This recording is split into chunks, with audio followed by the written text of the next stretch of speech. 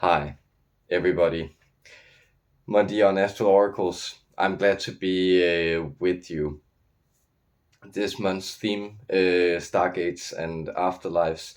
We will also be examining in a live stream next week. So keep your eyes posted on when that will be. I think it will be next Sunday over. And we will be working with the Nomo, the Shining Ones, these ancient beings that have kind of the same relationship in scale to the Arcturians or the 9D collectives as we have to the 9D collective. So these massive entities out on the fourth layer of the Kardashev scale, beings that are able to manipulate the entire system of reality itself. So it will be very interesting to connect to those and look into stargates. We'll also be connecting to the Intergalactic Council in some videos, and I plan to look into some of the significance of stargates and their presence in different galactic systems and galaxies. However, let's look into the afterlife aspect today, because then we'll be communicating with the Quanta, who I originally also knew, or they presented themselves as the Rainbow Conclave.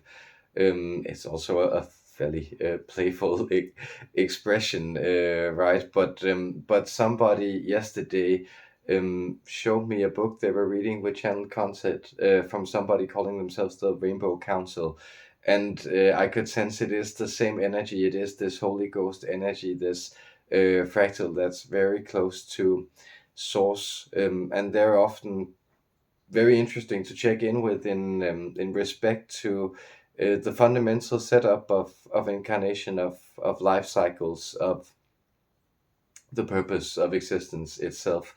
So I'd love to get them to comment on these different layers of realms and reality that we move through, and how is it that man is somehow set both in the physical dimensions, our place in the universe and the solar system, but also, of course, in the spiritual dimensions, these strange and numinous encounters we have with realities that seem to lie beyond time and space, the spiritual realms.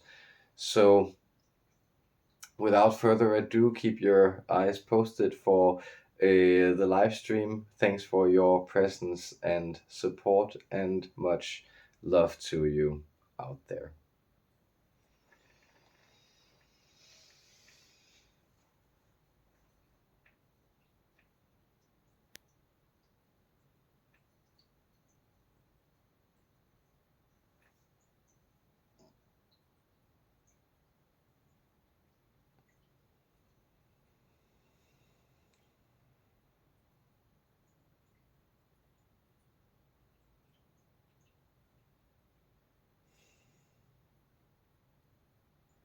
It is so joyful for us to feel the circuitry of life as it plays out. We need a current to experience ourselves. This is the only criteria that is placed on 12-dimensional existence, which is where we hail from, and from where we hail you. Hail indeed, sweet human beings, greetings unto you.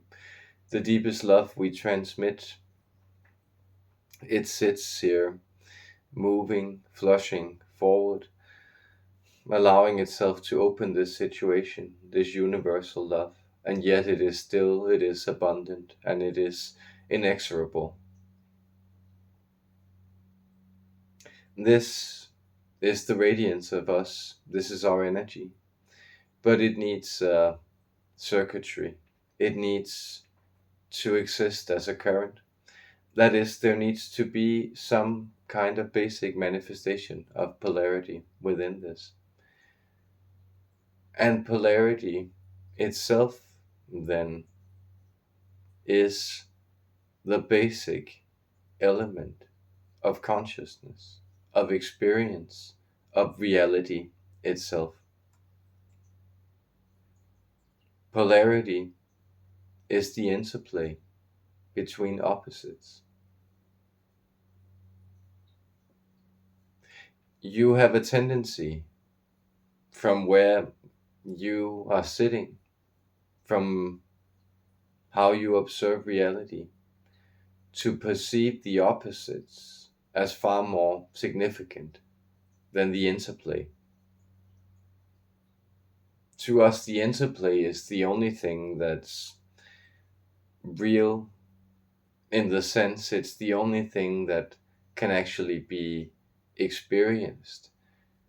So you know this on very basic levels, that you never experience pure states of either or, but always you find yourself moving through layers of reality, layers of experience that are laced with different nuances, different interplays of composite and complementary forces.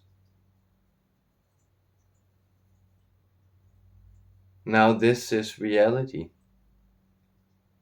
And you might think then, the higher you move up into dimensional focus, that is, the higher a level of consciousness is expressed, the more complex this consciousness would also be.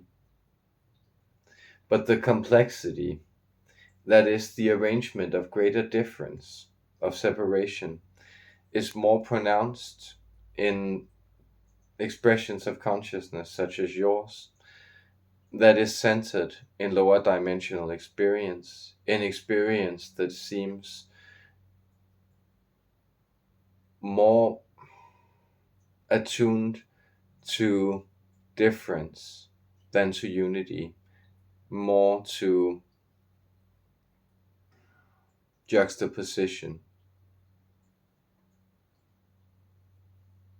than to the interlocking dance, the circuitry of life.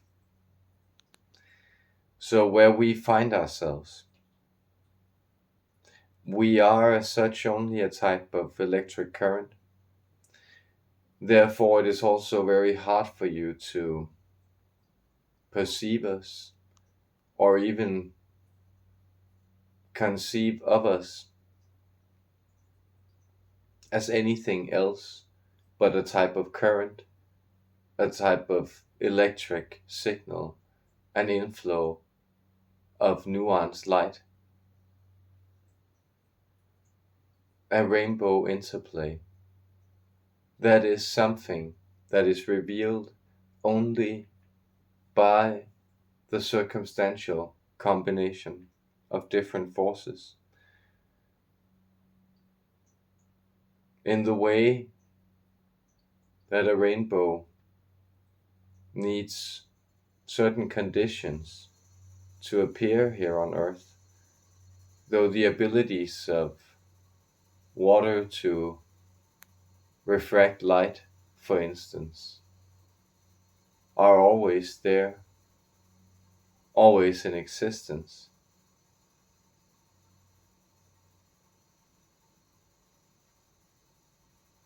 then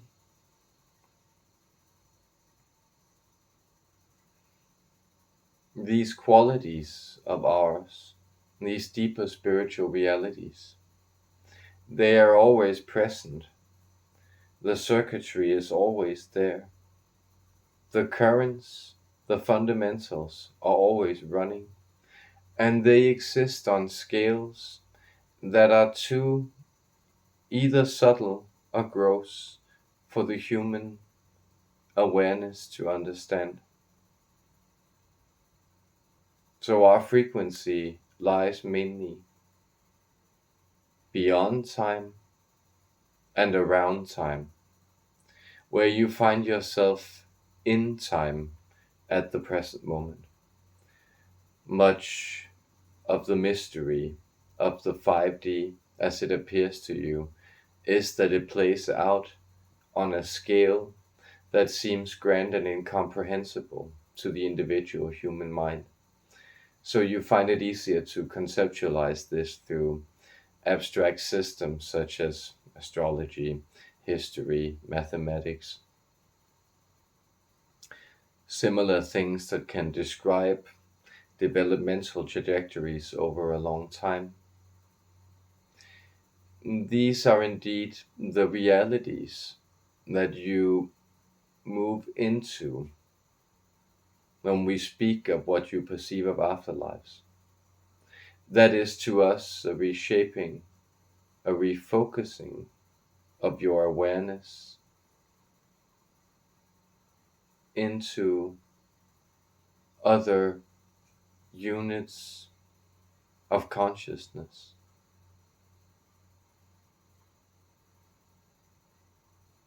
So to us,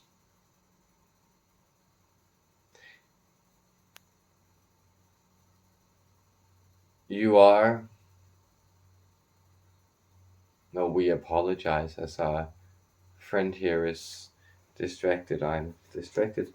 Um,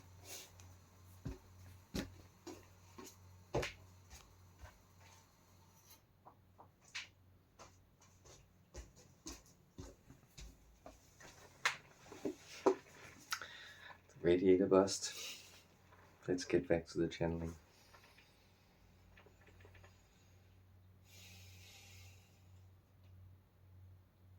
You are as you appear to us, units of consciousness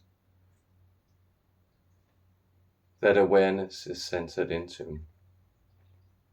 So here we have a distinction of universal awareness that we always embody and then embed in smaller units of consciousness. Awareness then becomes separated into these pieces of consciousness. What consciousness does is it creates currents that are more shut off, circuitries that are more cut off from the universal flow. So it allows for order to exist within closed units of discrepancy.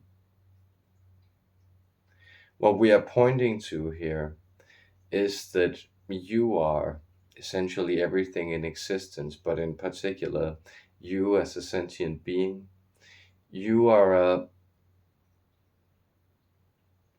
you are an attempt for awareness to harmonize a dissonance within a fraction of consciousness.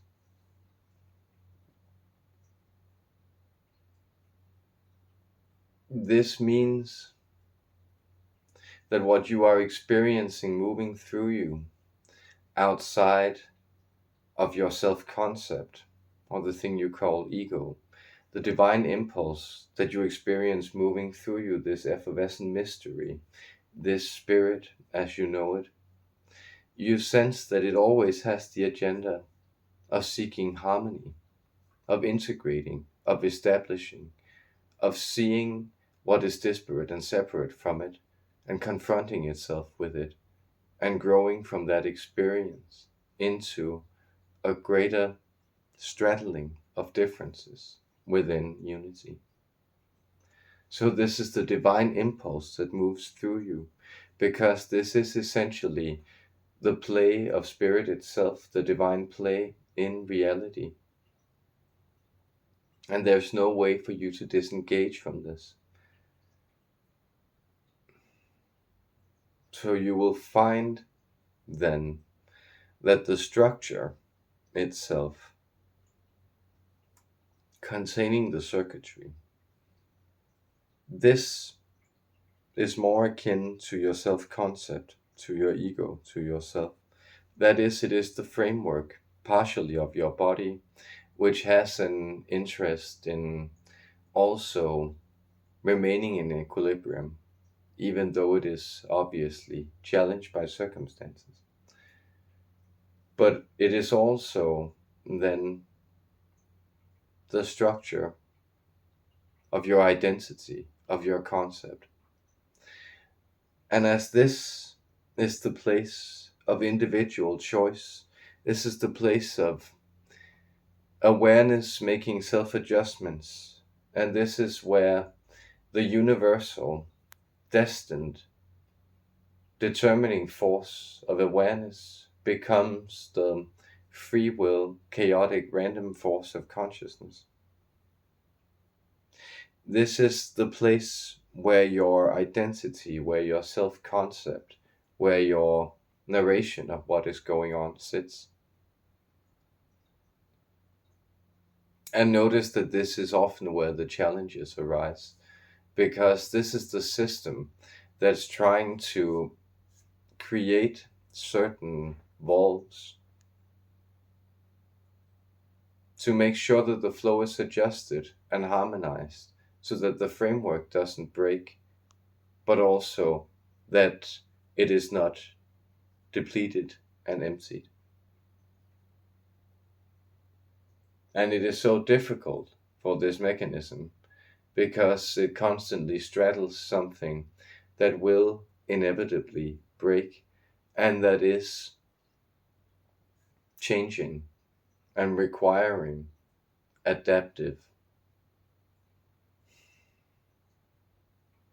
capabilities of the ego structure at every turn.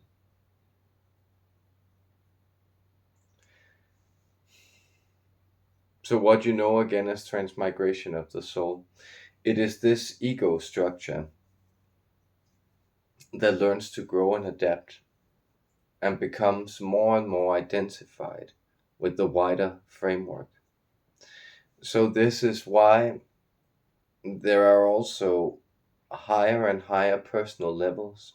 What you would think of as the deities, for instance, are some of these personal levels of self-concept, of conscious awareness, separated off and unifying and balancing universal energy flows, though on a larger and wider scale than you are.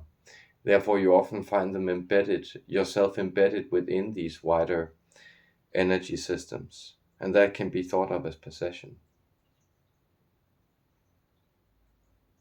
So the thing about conscious beings is that they are situated vibrationally to try to both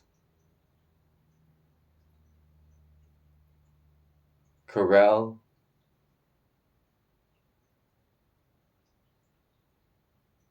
and delineate energy so that it can be cultivated, but also to grow from that energy so it can be contained.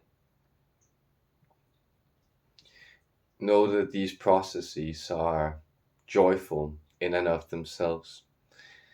This is a part of the exuberant quality of the universe. But you human beings, you were then placed very close to the realm of personality.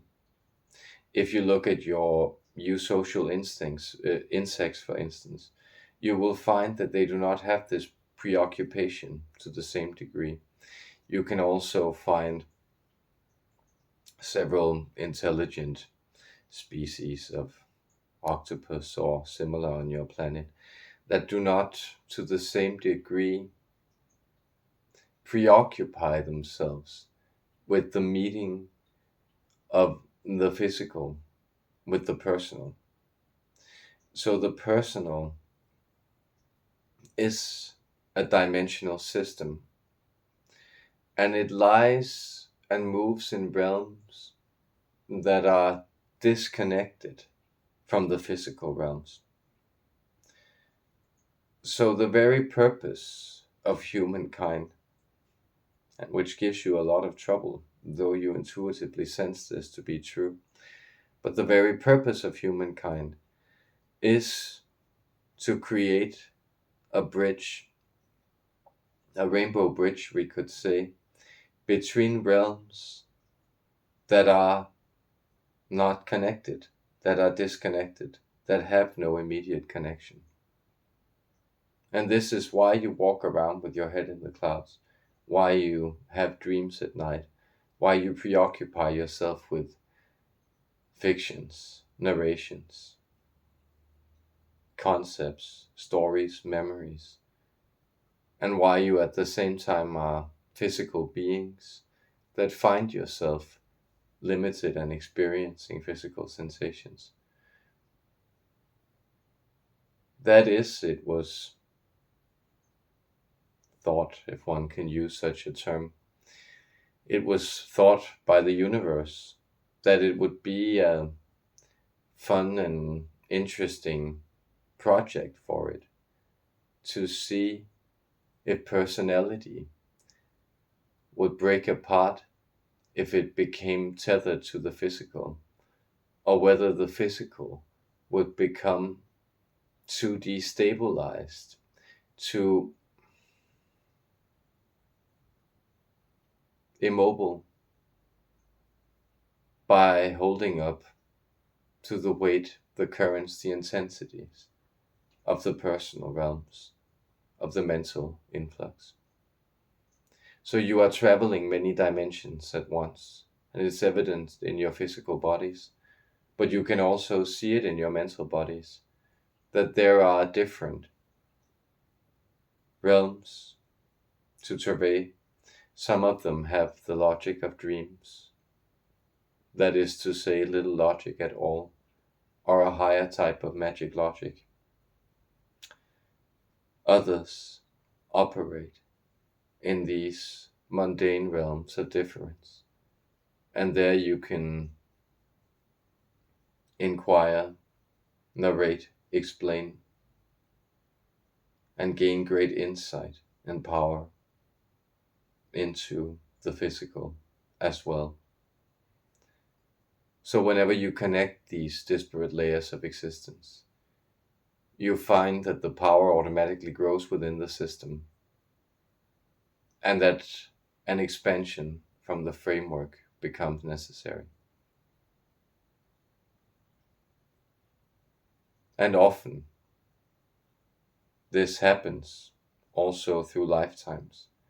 An energy body becomes so massive that it needs to forward itself to a new experience, or a physical body becomes so disengaged that it needs to travel to a new lifetime. These are all nuances that you understand, yet they are hidden by the very fact that they are ever present. Therefore, take note of where you are, what you are experiencing, and notice that these are agendas of the wider whole that are finding their flowering through you. With that, we, the Quanta, the founders, the Holy Rainbow Light, the secret conclave, indeed, the waves of fate, the currents of destiny, we send you our deepest love. We thank you. We are with you in light, in love. You are seen, heard, blessed. Farewell.